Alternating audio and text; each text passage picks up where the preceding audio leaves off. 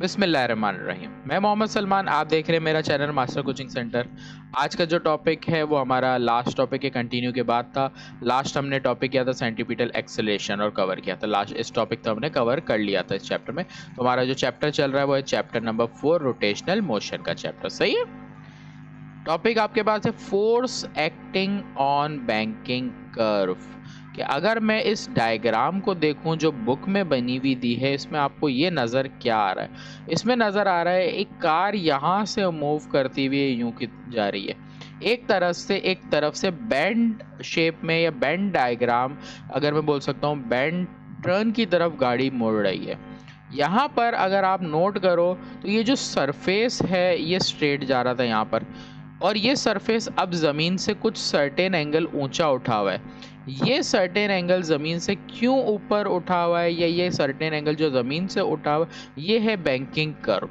ये क्यों होता है, या इसकी क्या वजह है कि जब अगर गाड़ी को फॉर एग्जांपल किसी कर्व पे मोड़ना है, अगर वहाँ पर ये बैंकिंग कर्व ये सर्टेन एंगल से ऊपर उठाया जाएगा तो गाड़ी की जो फोर्स है वो आगे जाने के लिए सेंट्रीपिटल एक्सेलरेशन और सेंट्रीपिटल फोर्स प्रोवाइड करेगी, जिसकी वजह से गाड़ी बहुत इजीली बगैर फोर्स तो नहीं बोल सकते, लेकिन कम फोर्स के वो टर्न ले लेगी।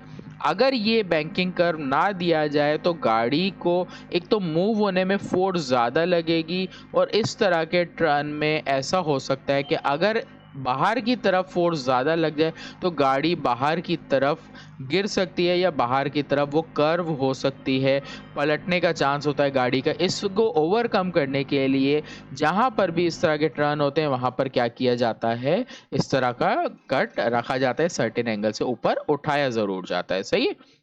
तो banking curve is a curve that has a surface at angle with respect to the ground on which the curve is positioned as figured। जिस तरह से एक certain पॉइंट पर किसी चीज़ को ऊपर कर दिया जाए तो उसके लिए बैंकिंग कर्व का पॉइंट ये कर्व लिखे कि banking curve is to decrease the motion object depend on the force of friction. कि फ्रिक्शन की फोर्स को रिड्यूस करने के लिए बैंकिंग कर्व ऑब्टेन करने के लिए करते हैं।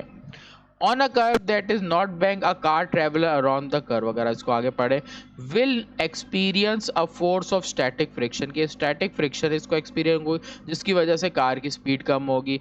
That will point toward the center of the circular path restricted by the moving car. The frictional force will be responsible for creating centripetal acceleration, which in turn will allow the car to move along the curve। कि ये curve आसानी से curve की तरफ move करने देती है, जिसकी वजह से सेंट्रीपिटल एक्सेलरेशन मतलब वो फोर्स जो सेंटर की तरफ डायरेक्ट करती है वो सेंट्रीपिटल एक्सेलरेशन, तो इसको सेंटर की तरफ डायरेक्ट करने की वजह से आसानी से वहाँ मूव करा लेती है। On a banking curve, however, the normal force acting on the object, such as car, will act at an angle of horizontal and will create a component normal force that acting along the x-axis. This component normal force will now be responsible for creating a centripetal acceleration required to move a car along the curve. Therefore, for every single angle, there exists a velocity for which no friction is required to at all. मतलब अगर इस तरह के curve को certain angle रखा जाता है तो इससे फ्रिक्शन बहुत रिड्यूस होती है और फ्रिक्शन नेग्लिजिबल पहुंच जाती है। To move the object along curve, this mean that the car will able to turn even under the more slippery condition. अगर स्लिपरी कंडीशन भी होगी तो वहाँ पर भी आसानी से मूव कर सकती है और टर्न भी कर सकती है बगैर रुके या बगैर किसी नुकसान के।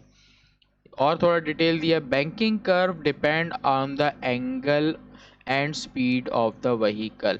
कि ये जो आपको व्हीकल नीचे फिगर में नज़र आ रहा है, अगर आप इसको देखो तो ये जो व्हीकल है, फॉर एग्जांपल ये सरफेस है जिस पर ये मूव करी थी कार, इस सरफेस को कितने एंगल से ऊपर रखा है या कितना ऊपर रखा है ये डिपेंड करता है। और ये फोर्स जो गाड़ी के अंदर मौजूद, अगर मैं बात करूँ यहाँ पर इसकी स्पीड की, कि अगर इसकी स्पीड और यहाँ पर इसका एंगल, ये दो चीज़ें डिपेंड करती है बैंकिंग कर्व के कि कितना बैंकिंग कर्व होना चाहिए किस स्पीड पर।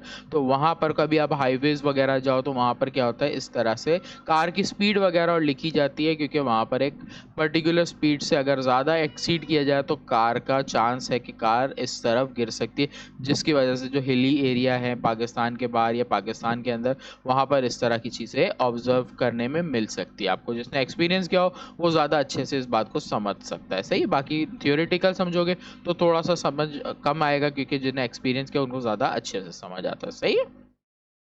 फिर हमारे पास इसी में इसका फॉर्मूला और दिया हुआ है कि इसकी जो फोर्स है, अब इसमें एन का वर्ड आया है ना, तो एन आप देख लो यहाँ पर क्या है, इस डायग्राम को मैं समझा देता हूँ।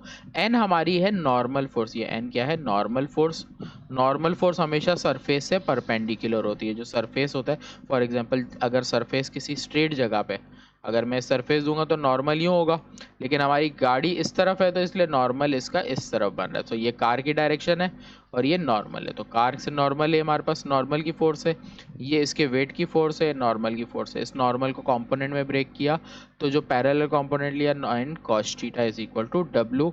और अगर पैरेलल परपेंडिकुलर फोर्स की बात करें तो एन साइन थीटा, जो सेंट्रीपिटल फोर्स के बराबर होगा, या नेट फोर्स इसकी जो टोटल होगी वो इसकी एन साइन थीटा के बराबर होगी, सही है। तो यहाँ पर हमारे पास यही चीज ली कि इसकी जो सेंट्रीपिटल जो परपेंडिकुलर फोर्स है N sine theta M V square, पीछे लिखा है ना कि normal force N cos theta किसके इक्वल है, एफ सी के बराबर है। एफ सी का formula M V square upon R होता है, सही है। इसी तरह अगर मैं बात करूँ, ये जो कॉस थीटा इसका पैरेलल वाला कंपोनेंट है, ये बराबर है इसके वेट के। वेट का फॉर्मूला होता है एम जी। तो एक फॉर्मूला आपके पास ये आ गया, एक फॉर्मूला आपके पास ये आ गया।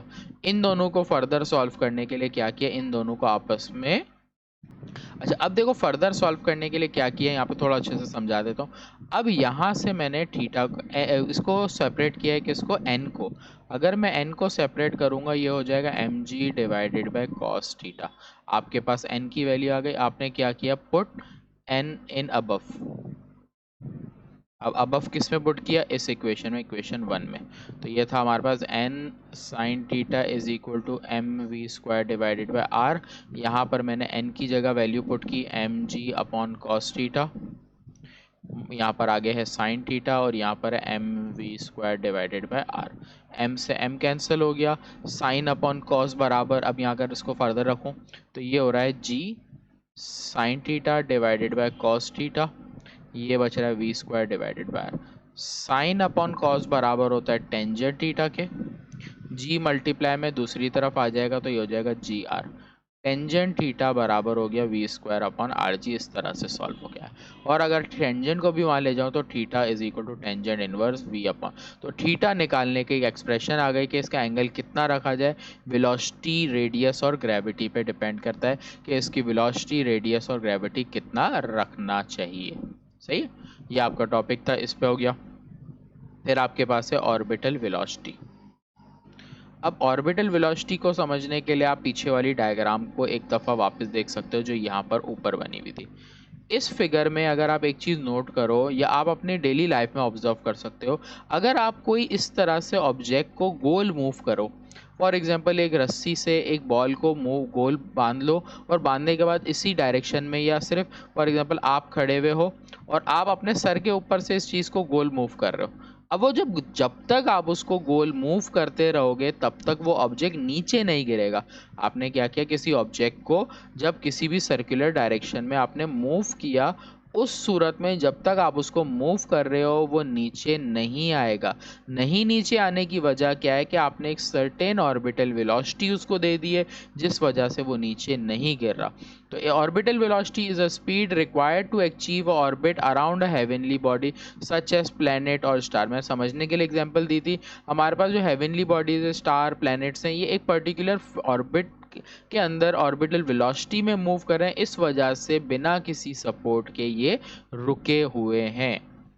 तो इसमें align with heavenly body rotational, इसके अंदर जो this require travel in sustain speed that, इसके अंदर ये पॉइंट्स है। सबसे पहले अलाइंड विथ हेवनली के, एक बॉडी से प्रॉपर अलाइंड है किस डायरेक्शन में और कितना दूर मूव कर रही है। Is fast enough to counteract the force of gravity pulling the orbital object toward the body surface, ये इतनी फास्ट होती है कि ऑब्जेक्ट के अंदर ग्रेविटेशनल पुल और ऑब्जेक्ट को आराम से बैलेंस कर रही है।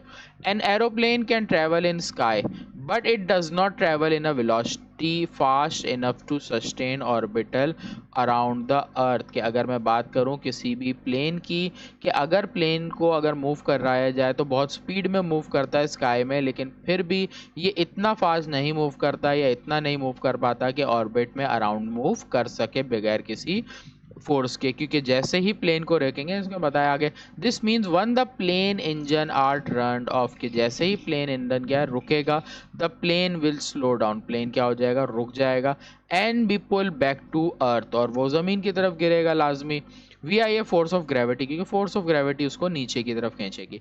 बाय कॉन्ट्रास्ट, और इसी के अगेंस्ट अगर मैं बात करूं किसी सैटेलाइट की, वो satellite such that one power your phone GPRS, ये हमारे पास बगैर किसी फ्यूल के ज़मीन से ऊपर आसमान में मौजूद है, does not need to expend fuel, के इसको कोई फ्यूल्स की ज़रूरत नहीं, फिर भी ये मूव कर रहा है। This is because such satellite travel a velocity with override the force of gravity, क्योंकि ये सैटेलाइट एक पर्टिकुलर वेलोसिटी से मूव कर रहे हैं, जो एक ग्रेविटी को अगेंस्ट को ख़त्म करने के लिए, या ग्रेविटी को रोकने के लिए ये बोल सकते हैं, या ग्रेविटी को ओवरकम करने के लिए यूज हो पाती है। सही है।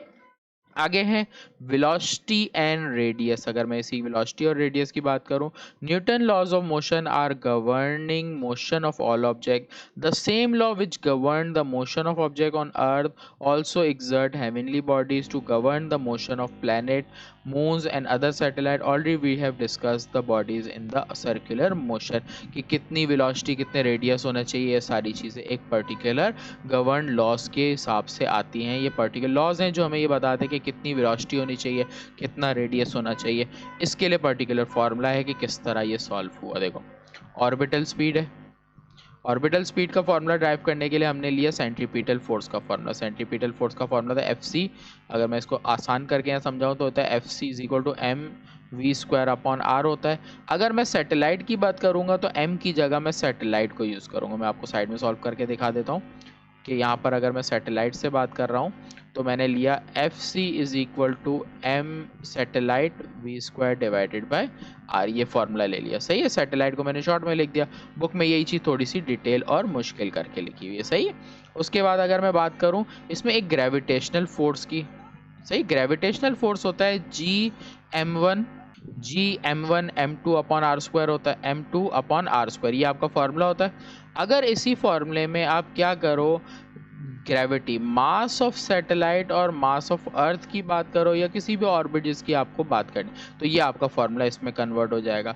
इन दोनों को अगर आप कंपेयर करके सॉल्व कर देते हो तो ये हो जाता है M V square divided by R, M satellite है यहाँ पर, फिर G mass of satellite, mass of earth divided by R square.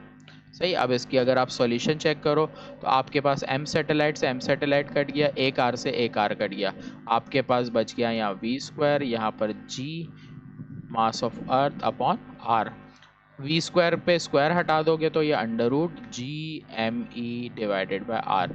या अगर अर्थ की वेलोसिटी की बात करो, ऑर्बिटल वेलोसिटी, तो ये फॉर्मूला आया। किसी पर्टिकुलर सैटेलाइट की बात करो तो यहाँ पर ई की जगह आप पर्टिकुलर उसी सैटेलाइट को यूज़ कर सकते हो। एक और बात जो बुक में शायद कंफ्यूज करे कि आर रेडियस ऑफ अर्थ में आपने लिया, अगर आप चाहो तो कैपिटल आर से भी रेडियस ऑफ अर्थ को मेंशन कर सकते हो, जैसे कि बुक में कैपिटल आर यूज़ किया है। सही है। और यहाँ पर सेंट्रल मतलब मास ऑफ अर्थ की बात की। क्लियर है। तो ये देखो ना, मास सेंट्रल, मास ऑफ अर्थ जिसकी वैल्यू 6 एक्सपोनेंट 24 या 5.98 एक्सपोनेंट 24 होती है। सही। एक और चीज़ इसमें सॉल्व की है, time period and orbital radius. अगर मैं बात करूँ टाइम पीरियड और ऑर्बिटल रेडियस को निकालने के लिए तो एक फॉर्मूला होता है v is equal to 2 pi R upon T. हमें पता है v की वैल्यू पुट करने के लिए अगर मैं यहाँ पर देखूँ तो v पे स्क्वायर था या अंडर रूट आ रहा था। यहाँ पर अगर ऊपर फॉर्मूले में देखूँ, ये ऊपर वाली इस फॉर्मूले को देखूँ तो इसमें आपके पास v पे स्क्वायर है, तो यहाँ नीचे पहले स्क्वायर बनाया, स्क्वायरिंग ऑन बोथ साइड करके v स्क्वायर हो गया। अब वैल्यू v की पुट की, देखो कैसे, v is equal to 2 pi R divided by T है। अगर मैं v की वैल्यू अंडर रूट वाली पुट करूंगा तो सॉल्यूशन थोड़ा तो मुश्किल होगा, इसलिए एक आसानी के लिए पहले स्क्वायरिंग ऑन बोथ साइड की, तो 2 का square 4 pi square R square upon T. Radius capital R से लिख रहे हो तो वेलोसिटी का जो फॉर्मूला लिखेंगे उसमें भी हम कैपिटल आर लिखे। तो मास ऑफ अर्थ था नीचे, फिर उसके बाद ग्रेविटी थी, ग्रेविटेशनल फोर्स, और नीचे हमारे पास कैपिटल आर था, 4 pi are square upon T. हम टाइम पीरियड निकाल रहे हैं इसलिए टी को ऊपर ले जाएंगे और जी एम ई नीचे आ जाएगा, तो 4 pi R upon G M E. साथ साथ ये वाला आर डिवाइड में है, दूसरी तरफ जाएगा तो टोटल आपके पास आर क्या हो गया, आर क्यूब। सही है। तो ये आपका टाइम पीरियड का फॉर्मूला बना, जो इसमें थोड़ा सा मुश्किल करके इसलिए लिखा है क्योंकि सेंट्रल का वर्ड इस्तेमाल किया, मैंने ई इस्तेमाल किया, थोड़ा शॉर्ट हो गया। सही है। तो यहाँ पर आके ये टाइम पीरियड का फॉर्मूला आ गया। यहाँ पर हमारा लेक्चर भी एंड करते हैं। इंशाल्लाह नेक्स्ट लेक्चर में मिलते हैं, इसके आगे के कंटिन्यू करें।